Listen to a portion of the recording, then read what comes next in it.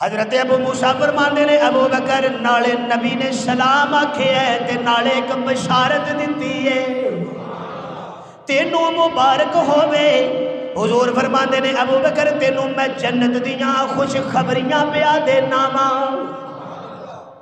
حضرت صدیق فرماندے نے شکر الحمدللہ۔ اندر داخل ہوئے، دوبارہ پھر دروازہ کھڑکیا، تفسیر اندر نہیں جاتا، گل ختم کرنے ہیں، دوبارہ پھر دروازہ کھڑکیا۔ حضور فرماندے نے ابو موسیٰ پھر جا۔ حضرت ابو موسیٰ پھر آئے، دروازہ کھولیا، حضور فرماندے نے جیڑا ہون آیا نا انہوں بھی بشارت دے چھڑی۔ کی کر چھڑ انہوں بھی؟ مینوں تے تانوں اے آس تے امید ہے وے کہ اسی قیامت والے دن جدوں اللہ پاک دے ترازو دے سامنے کھلوواں گے تے سانوں اوتھے حضور دی شفاعت نصیب ہو جائے گی۔ امید رکھنی چاہیے، کام بھی اچھے کرنے چاہیے، ٹھیک ہے، سانوں اپنے اعمال وال بھی دھیان کرنا چاہیے، ٹھیک ہے نا۔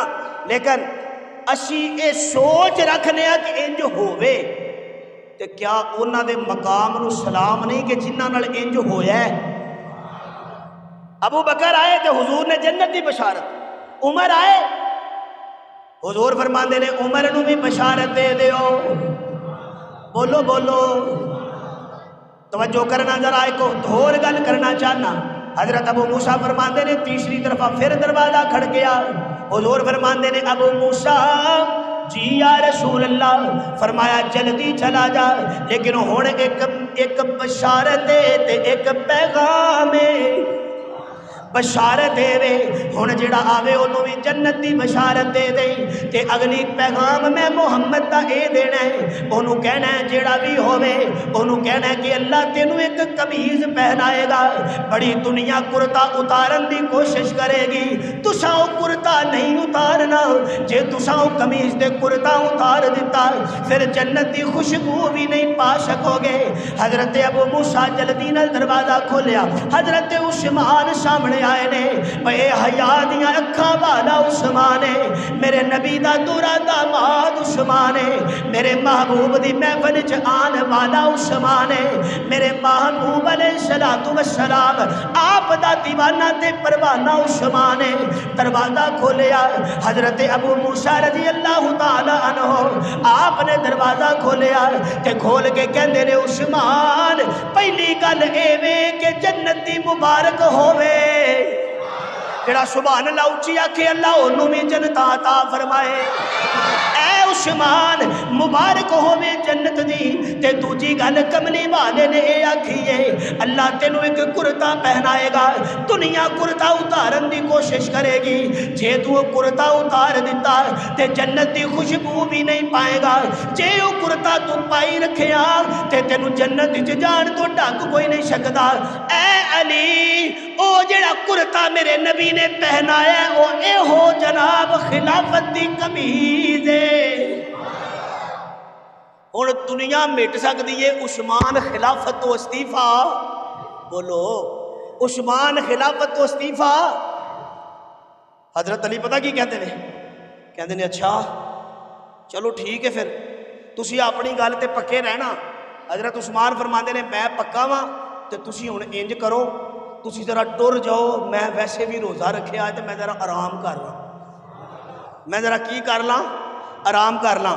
تے حضرت علی رضی اللہ تعالیٰ عنہ باہر آئے، حسین جی ابا جی، حسن جی ابا جی، طلحہ زبیر جی، فرمایا جلدی نال تلواراں پھڑ لو، حالات ٹھیک نہیں تے عثمان دے در دے پہرے دار بن جاؤ۔ فرنٹ تے حضرت حسن تے حسین، طلحہ زبیر جنہیں نبی دے جنہاں نو حضرت علی نے، کیونکہ حضرت علی حضرت عثمان دی فوج دے چیف آرمی چیف بھی سن، کمان کر رہے سن ساریاں۔ ہن تے سانو واہ پتہ لگ گیا کنوں کی آکھیدا ہے، جڑے دور گزرے نے سانو بڑے نام یاد ہو گئے نے۔ حضرت علی رضی اللہ تعالیٰ عنہ نے فوراً کنٹرول سنبھال لیا سیکورٹی دا۔ اچانک باغیاں نے حملہ کر دیتا۔ میں آخری گزارش کرنا چاہنا، باغیاں نے حملہ کیتا کدے تے؟ اے مدینے دے اس مظلوم تے، اس مظلوم تے کہ جنہیں اپنے پیسیاں دے نال یہودیاں کولوں کنواں خرید کے تے آکھے آؤ پورے مدینے والے مفت پیو عثمان دا صدقہ ہے، اسے خوہ دے وچوں خود پانی پی تے عثمان دا پانی بند کر چھڑیا، عثمان دا پانی تے کنے دن بند رہا؟ بولو کنے دن بند رہا؟